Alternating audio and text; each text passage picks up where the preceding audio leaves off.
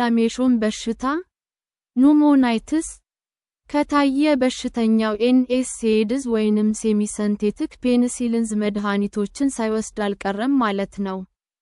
ኢሚዩን ቫስኩላይትስ በሽታ ከታየ በሽተኛው ፌነቶይን ወይንም አሎፔሪኖል መድኃኒቶችን ሳይወስድ አልቀረም ማለት ነው። ነፍራይትስ የኩላሊት ኢንፍላሜሽን በሽታ ከታየ በሽተኛው ሴፋሎስፖሪንስ የሚባሉ ጸረ ባክቴሪያ መድኃኒቶች ሳይወስድ አልቀረም ማለት ነው። ሐኪማችን ይህ ሁኔታ ሳይከሰትብን አልቀረም ብላ ከጠረጠረች ሙሉ ጥልቅ የሰውነት ክፍሎችና ስርዓት ምርመራ ታደርግልናለች።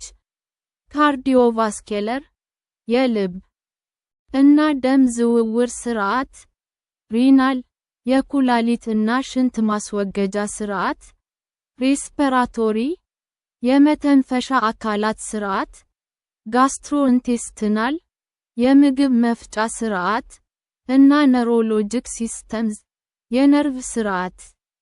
እነዚህን ጥልቅ እና ሰፊ ምርመራዎች የምታደርግልን እንደ ስኪን ራሽ፣ በቆዳችን ላይ ቀያይ ነጠብጣብ ነገሮች መውጣት፣ አዝማ፣ የአስም በሽታ መከሰት ወይንም ላንግ ኮንጀስሽን፣ ሳምባችን ውስጥ ፈሳሽ መብዛት ወይንም ጄኔራላይዝድ ሊምፋደኖፓቲ፣ አጠቃላይ የሊምፍ ኖዶች መተለቅ ምልክቶች ታዩ ማለት ለእነዚህ ምልክቶች መታየት ምክንያት የሆኑ ከባድ የጤና ችግሮች፣ ለምሳሌ ፓልሞኔሪ ሲንድሮምስ ዊዝ ኢኦሲኖፊሊያ፣ ማየሎፕሮሊፈሬቲቭ ዲስኦርደርስ እና ቫስኩላይትስ ወይንም ኤቶፒክ ዲዚዝ ተከስተዋል ማለት ሊሆን ስለሚችል ነው። በተጨማሪም እነዚህን ጥልቅ ምርመራዎች ማድረግ ሐኪማችን በከፍተኛ የኢኦሲኖፊሊያ ሁኔታ ክስተት ምክንያት ሊከሰት የሚችሉ ውስብስብ የጤና ችግሮች፣ የሳምባ፣ ልብ እና ነርቭ ችግሮች ተከስተው ከሆነ ለማወቅ ያስችላታል ማለት ነው። በደማችን ውስጥ ያለውን የኢኦሲኖፊል ሴሎች መጠንን ከመለካት ባሻገር ሐኪማችን የሚከተሉትን ምርመራዎችን ታደርግልናለች። ፐሪፈራል ብላድ ስሚር በሚባል የምርመራ ዘዴ ጤናማ ወይንም ትክክለኛ ያልሆኑ የኢኦሲኖፊል ሴሎች ወይንም ብላስት ሴሎች መኖራቸውን ትመረምራለች። ጤናማ ወይንም ትክክለኛ ያልሆኑ የኢኦሲኖፊል ሴሎች አሉ ማለት ማየሎፕሮሊፈሬቲቭ በሽታ። ይህ ማለት በመቀኔ ውስጥ የደም ሴሎች የሚሰሩባቸው ሴሎች ጤናማ ባልሆነ መንገድ ያለ ልክ መባዛት በሽታ ነው። ተከስቶብን ሳይሆን አይቀርም ማለት ነው። በ3 ተከታታይ የሰገራ ናሙናዎች የፓራሳይት ኢንፌክሽን መከሰት አለመከሰቱን ትመረምራለች። ቲን እና ቲክ ብላድ ስሚርዝ በሚባሉ የምርመራ ዘዴዎች የፓራሳይት ኢንፌክሽን መከሰት አለመከሰቱን ትመረምራለች። የፓራሳይት ኢንፌክሽን መለያ ሌሎች የተወሰኑ የደም ምርመራዎችን ትመረምራለች።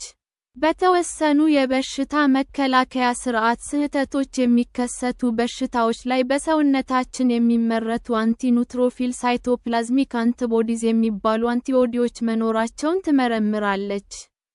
ከሰውነታችን ኦርጋኖች ጤንነትና አፈጻጸም ጋር የተያያዙ የምርመራ ዘዴዎችን ተጠቅማ የጉበት፣ ኩላሊት እና ሌሎች የሰውነታችንን ኦርጋኖች የሥራ አፈጻጸም እና ጤንነት ትመረምራለች።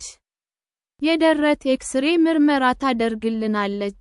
የኤሌክትሮካርዲዮግራም፣ ኤሌክትሮካርዲዮግራም እና ካርዲያክ ትሮፖንን የልብ ምርመራዎችን ታደርግልናለች። በደማችን ውስጥ ያሉትን የአይጂኢ እና የሌሎች ኢሚዩኖግሎቡሊን መጠኖችን ትለካለች። የሽንት ምርመራ፣ የሪናሊሲስ፣ ቫስኩላይትስ፣ የደም ወይንም የሊምፍ ቱቦዎች ኢንፍላሜሽን በሽታ እና ሌሎች የኮኔክቲቭ ቲሹዝ በሽታዎች መከሰት አለመከሰታቸውን የሚጠቁሙ የደም ምርመራዎችን ታደርግልናለች። ቦን ሜሮ አስፐሬት ኤግዛሚኔሽን እና ሳይቶጀኔቲክ ቴስትስ ፎር ማየሎፕሮሊፈሬቲቭ ዲስኦርደርስ የሚባሉ የተለዩ ምርመራዎችን ታደርግልናለች። ሌሎች የልብ ምርመራዎች ችግር የማያሳዩ ከሆነ ወይንም የልብ በሽታ ምልክቶች ግን እየታዩ ከሆነ ኤኮካርዲዮግራፊ የሚባል ምርመራ ታደርግልናለች። የሳምባ አፈጻጸም ምርመራዎችን ታደርግልናለች። እንደ ትሪክኔላ፣ ፊለራያሲስ እና ቪሰራል ላርቫ ሚግራንስ አይነት የፓራሳይት ኢንፌክሽኖች መከሰት አለመከሰታቸውን ለማወቅ የቲሹ የሴሎች ስብስብ ናሙና ትወስድና ምርመራ ታደርግልናለች። ከኢኦስኖፊሊያ ሁኔታ ጋር የተያያዘ የሰውነታችን ኦርጋኖች ላይ የበሽታ ምልክቶች ከታዩ ሐኪማችንን ይህንን ጉዳይ የበለጠ ለማረጋገጥ እንደ ሲቲ ስካን የመሳሰሉ ምርመራዎችን ደረታችን ላይ ወይንም ሆዳችን ላይ ታደርግልናለች።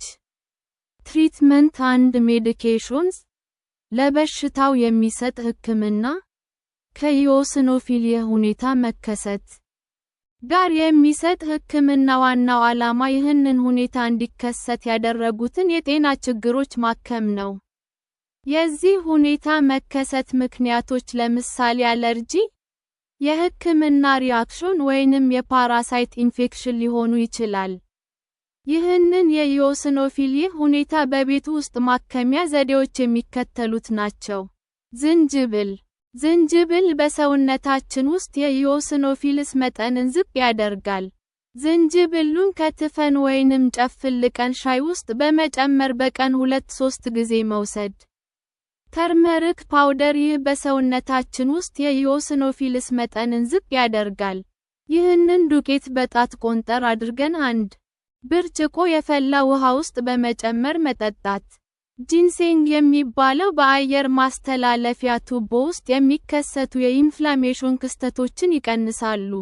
የባህር ዛፍ ዘይት የኢኦስኖፊሊያ ሁኔታ ምልክቶችን ይቀንሳል። የፌኔግሪክ ሲድስ ይህንን ሁኔታ እንዲከሰት የሚያደርጉትን ኢንፌክሽኖችን ለመዋጋት ይጠቅማሉ። 2 የሻይ ማንኪያ የፌኔግሪክ ሲድስ በአንድ ብርጭቆ ውሃ ውስጥ በመጨመር ሁልጊዜ ጠዋት እና ማታ መጠጣት። ሆሊ ቤዝል ቱልሲ ሊቭዝ የሚባለው ቅጠል በሰውነታችን ውስጥ የኢኦስኖፊልስ መጠንን ዝቅ ያደርጋል። በየቀኑ 2 ወይንም 3 ቅጠሎችን ማኘክ። ማላባር ናት የኢኦስኖፊሊያ ሁኔታ ምልክቶችን ይቀንሳል። በየቀኑ የዚህን ጁስ መጠጣት። ኒም አዛደራክታ ኢንዲካ የኒም ዛፍ ለብዙ ዓመታት ለመድኃኒትነት የዋለ ተክል ነው። ይህ ተክል ጸረ ባክቴሪያ፣ ጸረ ፈንገስ፣ ጸረ ቫይረስ፣ ህመም ማስታገሻ እና ጸረ ስኳር በሽታ ነው። በሰውነታችን ውስጥ ያሉትን መርዛማ ኬሚካሎች ያስወግዳል። ስለዚህም የምግብ አለርጂዎችን፣ የቆዳ አለርጂዎችን፣ ኤግዘማ፣ ሰራያሲስ ወዘተ ለማከም ይጠቅማል።